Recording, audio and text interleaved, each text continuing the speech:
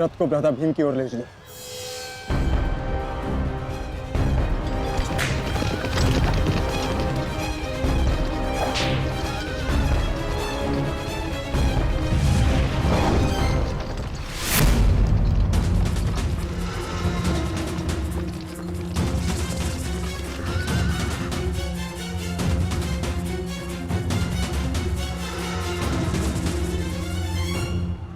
अर्जुन, तुमने हर एक परीक्षा में सफलता पाई है। देखना यह है कि तुम इस परीक्षा में सफल होते हो या नहीं।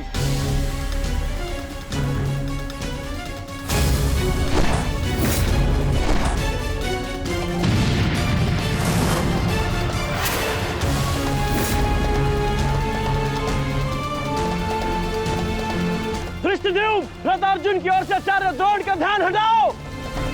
सारथी, आगे बढ़ो।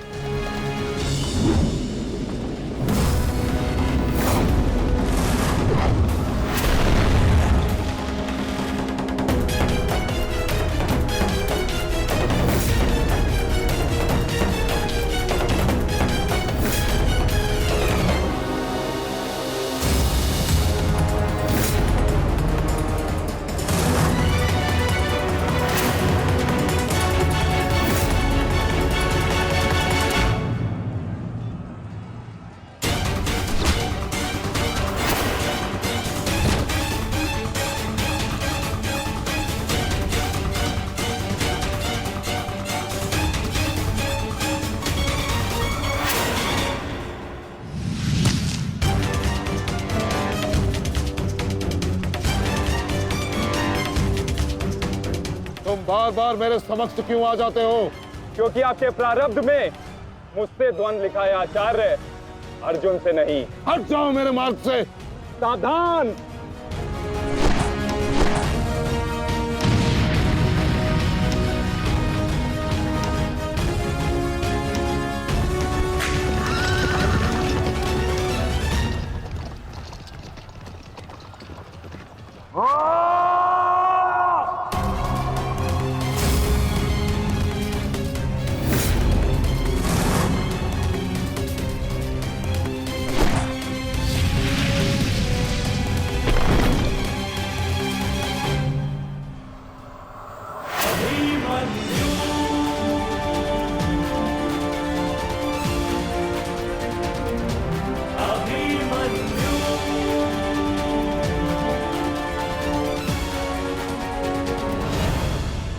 प्रणाम काका श्री। विचित्र बात है ना कि प्रत्येक बार आप मुझसे युद्ध बीच में छोड़कर ही चले जाते हैं। मूर्ख! आज मैं तुम्हें और इस द्वंद को समाप्त करके ही जाऊंगा।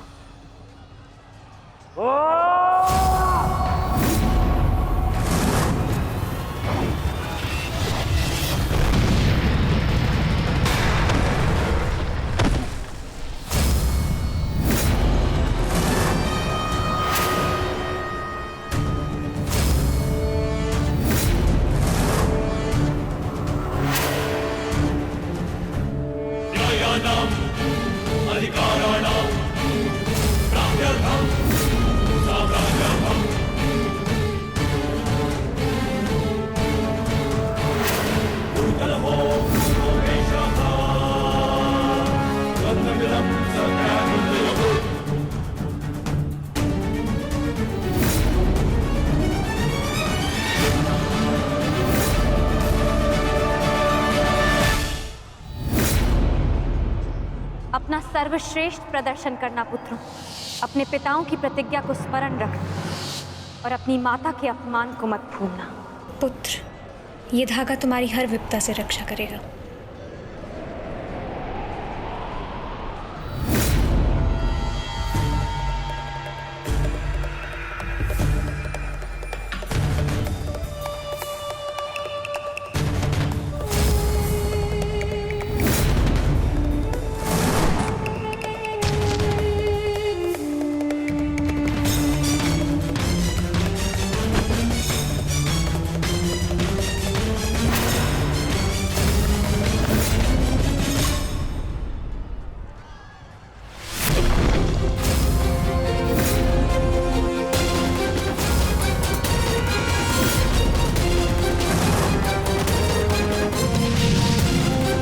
दुर्योधन, इस बालक के साथ बचकाना खेल बंद करो। वहां देखो, कर्ण और भीम के मध्य घातक संग्राम छिड़ा है। इससे अच्छा अवसर कभी नहीं मिलेगा मेरे होने वाले सम्राट।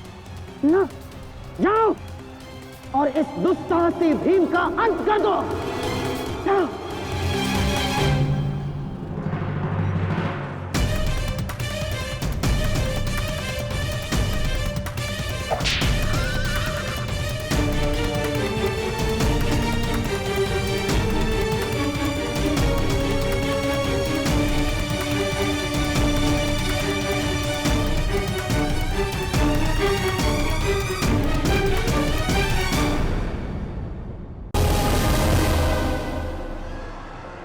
मैंने अपना वचन पूर्ण किया।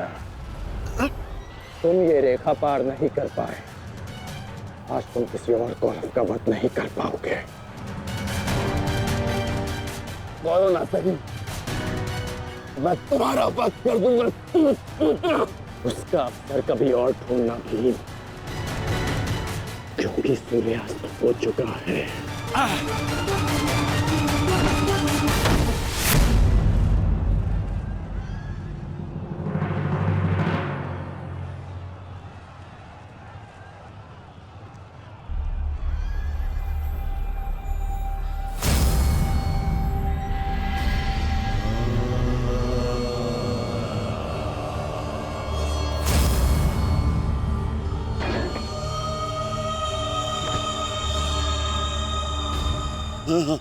अनुज,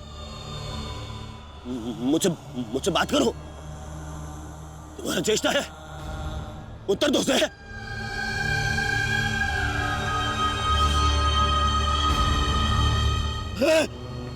अनुज,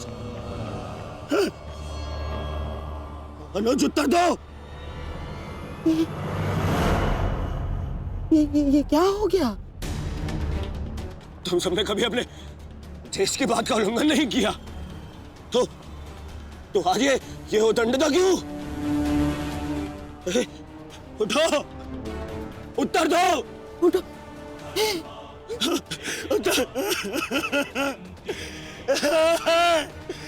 बात करो मुझसे।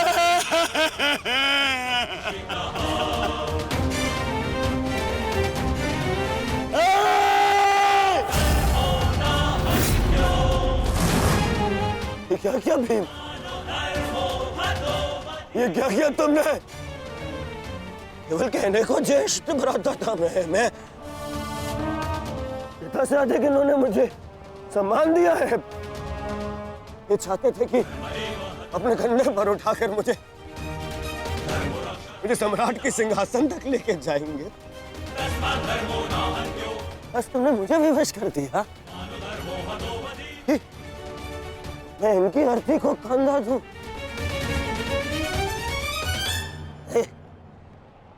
तुमने उचित नहीं किया है भीम, उचित नहीं किया। मैं छोड़ूंगा नहीं तुम्हें, उधर मैं नहीं छोड़ूंगा।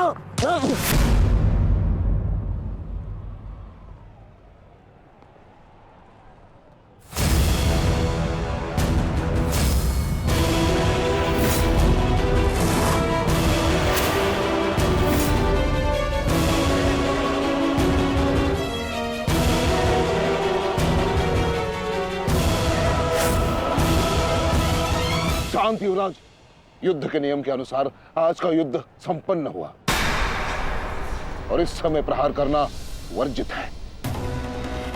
और प्रतिकार करना नहीं आचार्य, प्रतिकार नहीं।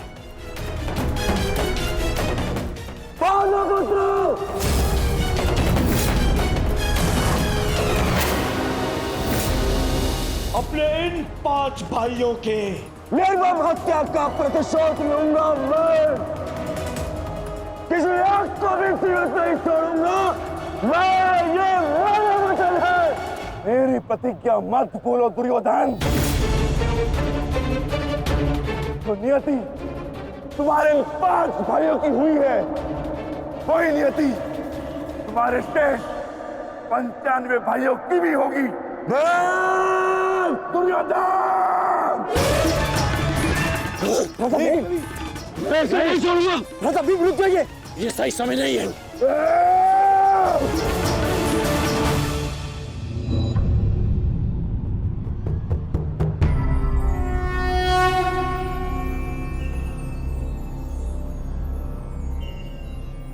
श्रेष्ठ यही होगा कि दोनों पक्ष अपने नियमों को स्मरण रखें। सूर्यास्त्र हो चुका है और उसके साथ ये युद्ध भी समाप्त हो चुका है।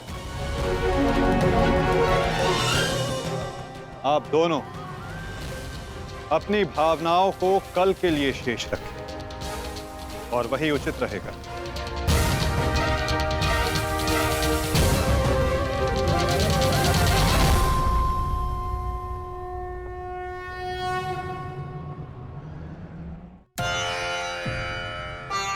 मैं आपको पुनः लौटा रही हूँ महादेव।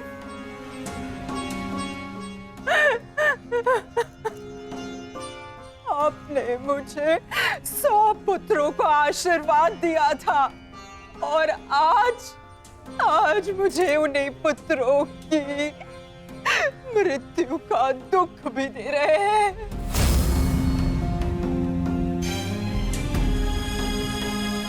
विलाप ना करो गांधारी। युद्ध में मृत्यु होना निश्चित है। कभी स्वयं के पक्ष के योद्धाओं की और कभी विरोधी पक्ष की। ईश्वर को दोष मत दो। ईश्वर का धन्यवाद करो कि तुम्हारे पुत्रों को वीर गति प्राप्त हुई है।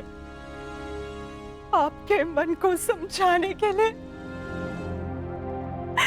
ये तर्क पर्याप्त हो सकता है आर्य, परंतु मैं क्या करूं?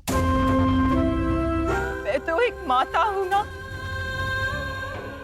मेरे तप के बदले महादेव ने मुझे ये आशीर्वाद दिया था, तो फिर ये मेरे तप का फल मुझसे कैसे छीन सकते हैं?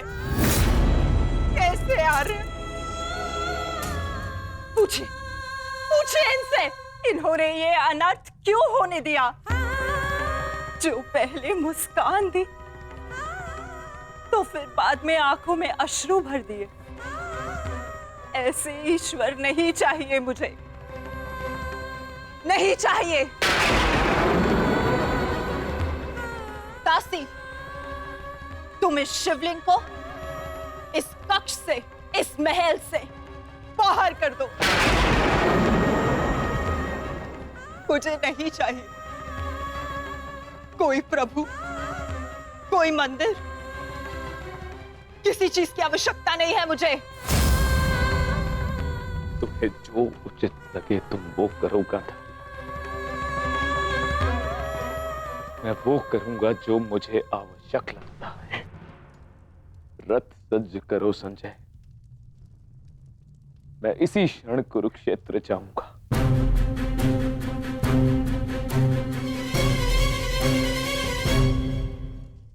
आज मैंने अपनी आत्मा के वो 5 अंश भी खो दिए हैं और इससे अधिक हानि अब मैं सह नहीं सकता। ये मेरा निर्णय है कि इस युद्ध को इसी क्षण रोक दिया जाए।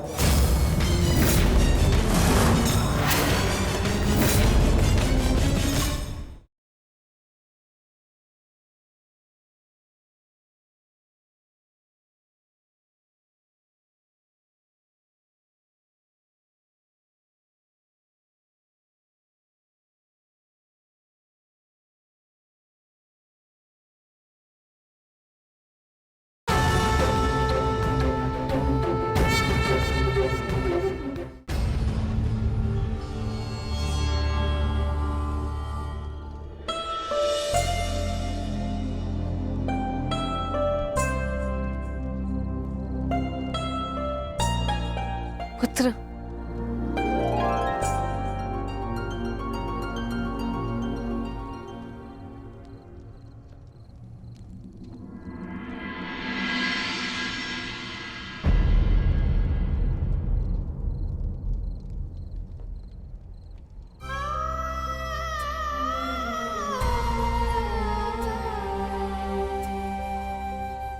युद्ध में योद्धा को घाव लगना सामान्य बात है।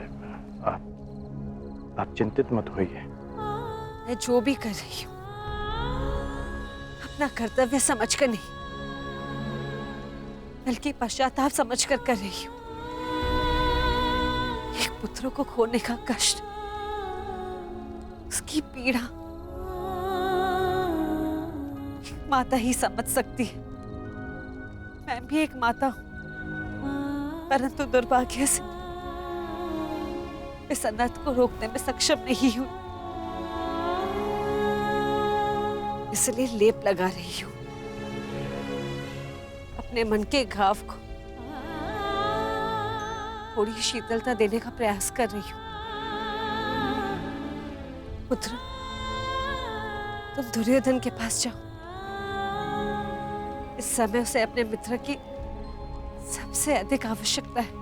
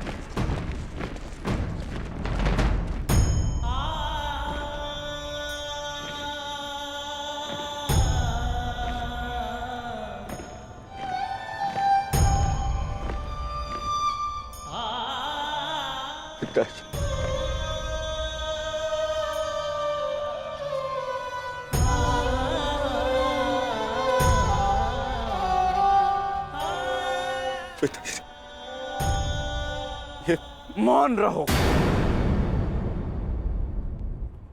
और इस अंतिम संस्कार की विधि को रोको।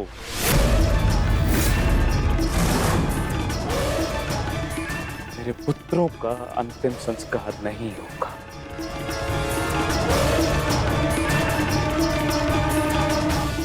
महाराज, ये कैसा अनर्थ करने जा रहे हैं आप? देखिए, इस संसार में आने वाले का और इस संसार से जाने वाले का संस्कार अत्यावश्यक होता है, अन्यथा इनकी आत्माओं को कैसे मुक्ति मिलेगी? क्या कर रहे हैं आप? क्या इस संस्कार से मुझे मेरे पुत्रों को खो देने की पीड़ा से मुक्ति मिल सकती है शकुनी? क्या इस संस्कार से उस दहल पर लगे चिन्ह जो महारानी गांधारी के शरीर पर आज भी है, क्या वो मिट सकते हैं? तुम्हारे लिए वो केवल 5 सैनिक थे, किंतु मेरे लिए वो मेरे अंग, मेरे शरीर, मेरी आत्मा के 5 हिस्से थे, 5 अंश थे। आज मैंने अपनी आत्मा के वो 5 अंश भी खो दिए और इससे अधिक हानि अब मैं सह नहीं सकता। मैं वर्तमान नहीं देख सकता, परंतु भविष्य देखने की क्षमता आ गई है मुझ में। हस्तिनापुर का महाराज होने के नाते ये मेरा निर्णय है कि इस युद्ध को इसी क्षण रोक दिया जाए।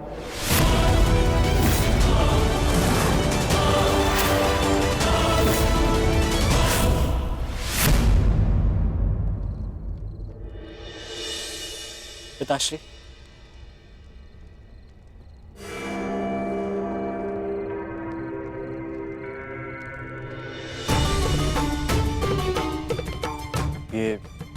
ये किसके लिए? आपके लिए पिताश्री। आज आपको अंगराज कर्ण के 2 बाण लगे थे ना, उनके उपचार के लिए।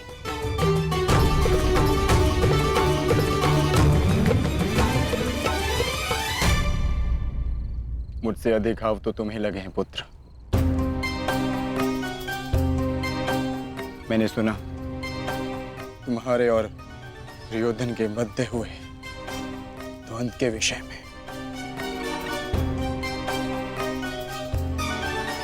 तुम्हें ऐसा नहीं करना चाहिए था अभिमन्यु।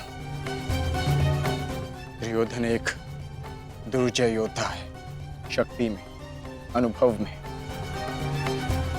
तुमसे कहीं अधिक। तुम्हें सावधान रहना चाहिए। पिताश्री उचित कह रहे हैं आर्य।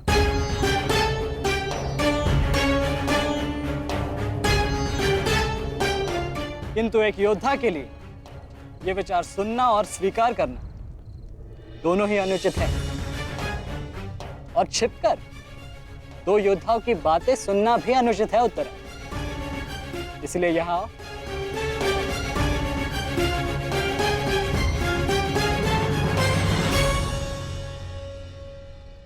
आप ही बताइए पिताश्री, क्या एक पत्नी का अपने पति के लिए चिंता करना अनुचित है? आप कहते हैं तो ये मान जाते हैं, और मैं कहूं तो ये मुझ पे बरस पड़ते हैं।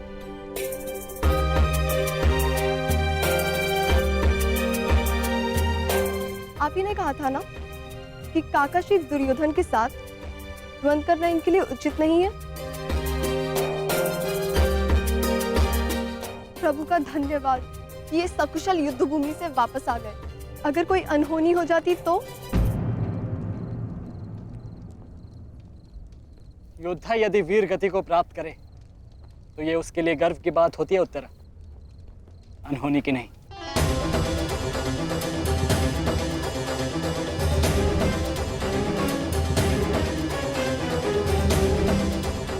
मुझे तुम्हारे साहस और कौशल पर गर्व है पुत्र, परंतु उत्तरा का कहना भी अनुचित नहीं है। प्रत्येक पत्नी को अपने पति की चिंता होती है। उत्तरा केवल तुम्हें सुरक्षित देखना चाहती है पुत्र। और मैं हस्तिनापुर के मधान युवराज का अहंकार तोड़ना चाहता हूं पिताश्री। जब भी रणभूमि में मेरी दृष्टि उन पर पड़ती है तो मेरे कानों में माता द्रौपदी की करुण पुकार गूंजने लगती है, और फिर मैं स्वयं को रोक नहीं पाता। तो आप दोनों पूर्णतः निश्चिंत रहिए।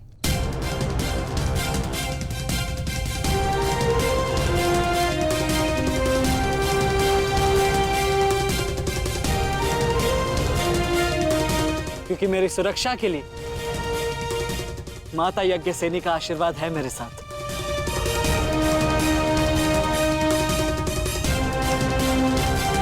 और जब तक ये मेरे साथ है मुझे कुछ नहीं हो सकता।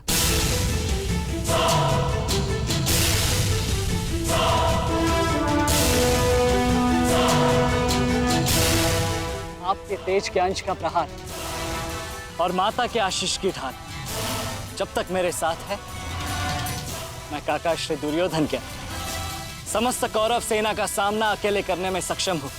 मुझे उन पांडवों से अब विजय नहीं चाहिए। अब मुझे उनसे अपने इन भ्राताओं के मृत्यु का प्रतिशोध चाहिए। अब यदि आपने इस युद्ध में विराम लगाया तो आपके ये 5 पुत्रों वीर वृषसेन, पितामह और अनेक सैनिक उनके इस युद्ध में दिए प्राणों का, उनके प्रयास सब व्यर्थ चले जाएंगे पिताश्री। ऐसा मत कीजिए पिताश्री।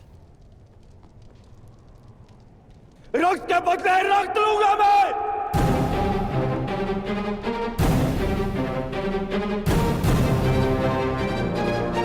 अपने अपने अपने अपने पुत्र को है। वो पांडव अपने पुत्र को के और हम मुझे पाएंगे पिताश्री। मूर्खतापूर्ण बातें मत करो दुर्योधन। पितामह और अपने भाइयों के परिणाम से आने वाले भयानक भविष्य के संकेत को समझो।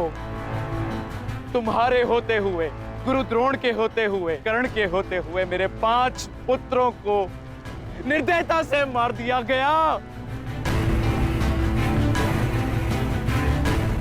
पुत्रों को खोकर मैंने युद्ध जीत भी लिया, तो भी ये पिता हारा हुआ ही कहलाएगा पुत्र। अब और विनाश मैं नहीं सह सकता।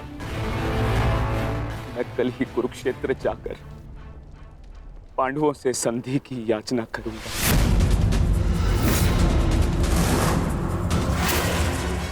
पांडवों से अपने पुत्रों के प्राणों की रक्षा की याचना करूंगा मैं,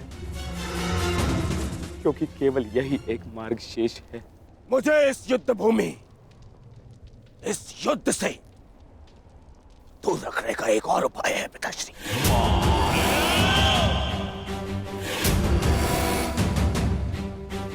एक और उपाय है।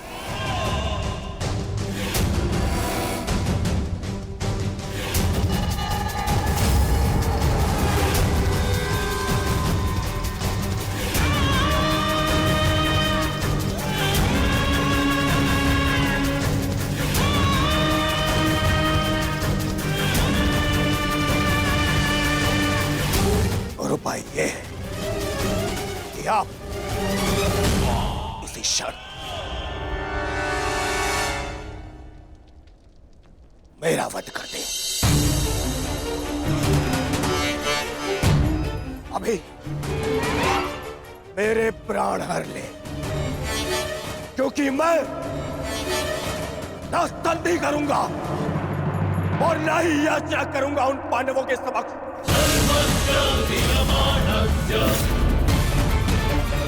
उठाइए इस तलवार को और वध कर दीजिए अपने इस एक पुत्र का। अपने इस एक पुत्र का वध करके बचा लीजिए अपने शेष 94 पुत्र।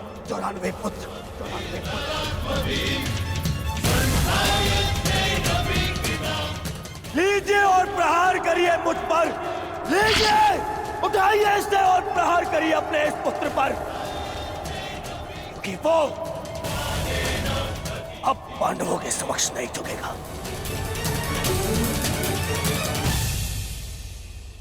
मेरे मित्र से पूर्व आप मेरा वध करें।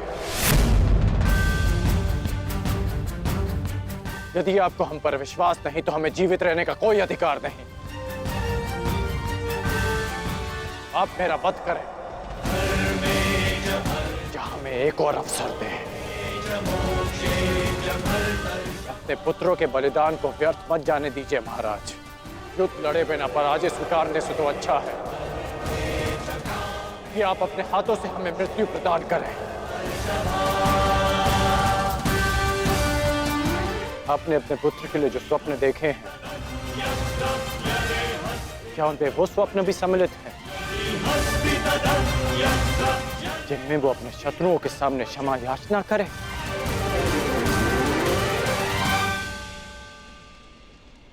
जिसके शीश पर आप सदा सम्राट का मुकुट देखना चाहते हैं,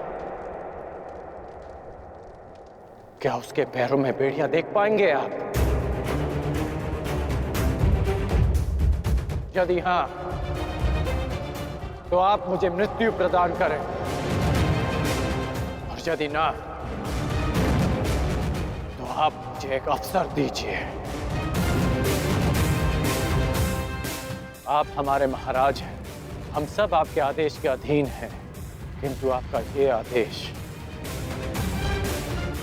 हस्तिनापुर और समस्त कौरव वंश के आत्मसम्मान को सदा के लिए नष्ट कर देगा।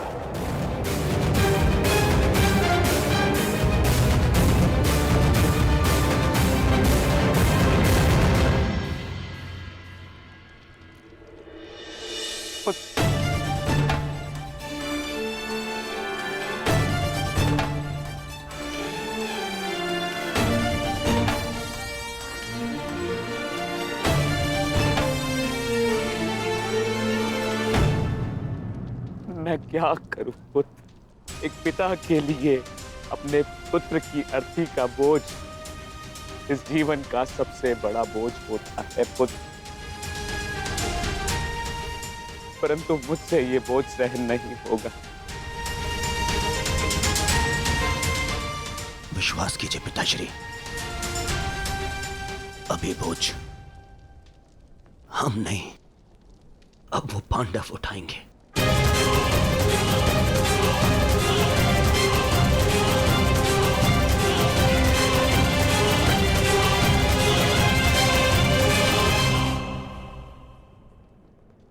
आइए पिताश्री, मेरे वीर भ्राताओं को ससम्मान विदा करें।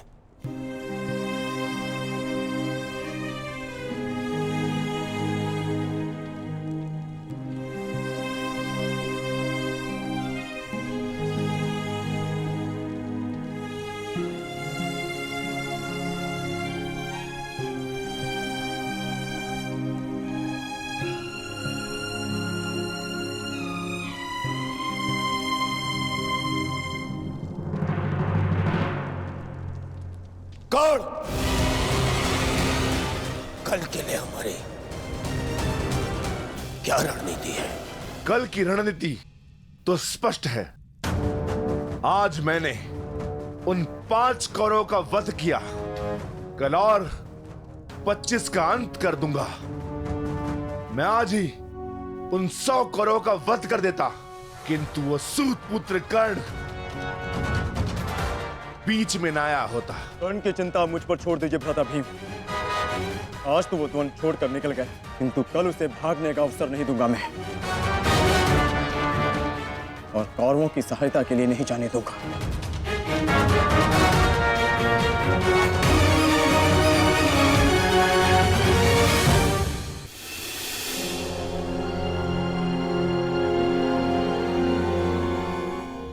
महाभारत का 12वां दिन है कल,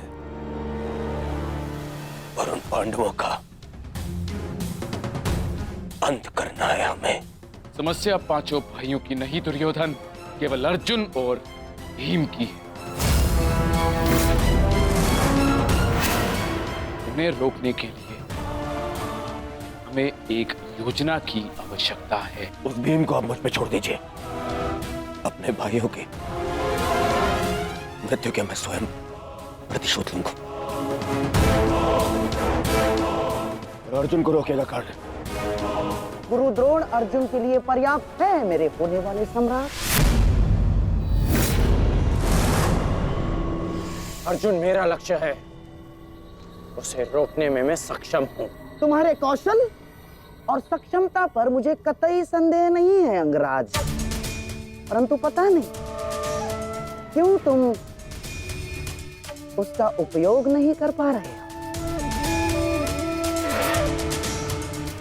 नहीं तो आज युद्ध के आरंभ में ही वास्तविक शक्ति का उपयोग करके तुम अर्जुन का अंत कर सकते थे कल, परंतु तुमने ऐसा नहीं किया। आपको तो कुशलता दिखानी थी, परंतु स्मरण रहे ये समय कुशलता दिखाने का नहीं है अंगराज।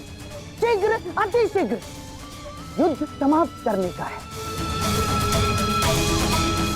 और यदि तुमने आज ऐसा किया होता अंगराज कर्ण, तो आज 5 कौरवों की नहीं 5 पांडवों की चिता जल रही होती।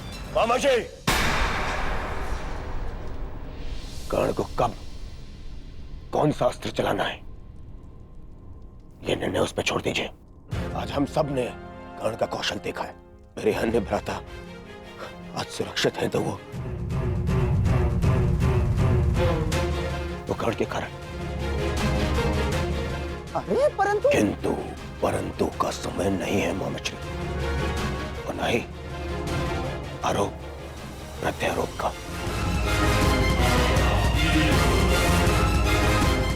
ये समय है साथ रहने का, उनका और उनकी उन उदंड पुत्रों के अंत करने का समय है ये।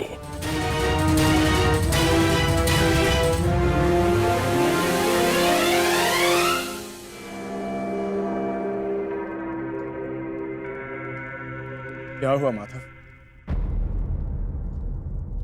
आप इतने अशांत प्रतीत क्यों हो रहे?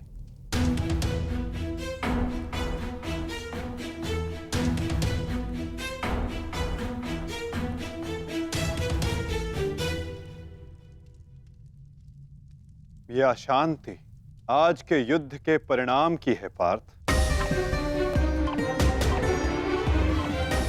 आज युद्ध में दुर्योधन ने अपने 5 अनुजों को खोया, और कल वो युद्ध में इसका प्रतिशोध लेने उतरेगा।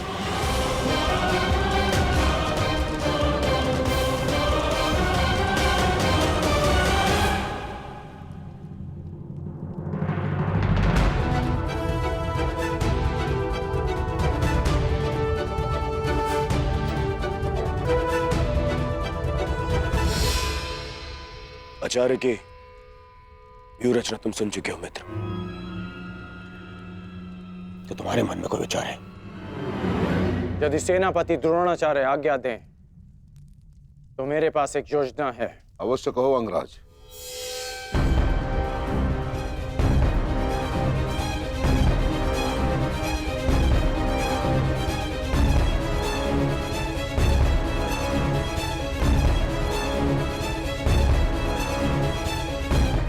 अद्भुत गण, अब उन पांडवों का विनाश निश्चित है। अब उन पांडवों से मैं अपने भ्राताओं की मृत्यु का प्रतिशोध अवश्य लूंगा। कल दुर्योधन युद्ध में क्रोध में अपना प्रतिशोध पूर्ण करना चाहेगा और अंगराज कर्ण कल इस युद्ध को समाप्त करना चाहेंगे और उनका लक्ष्य होंगे धर्मराज युधिष्ठिर।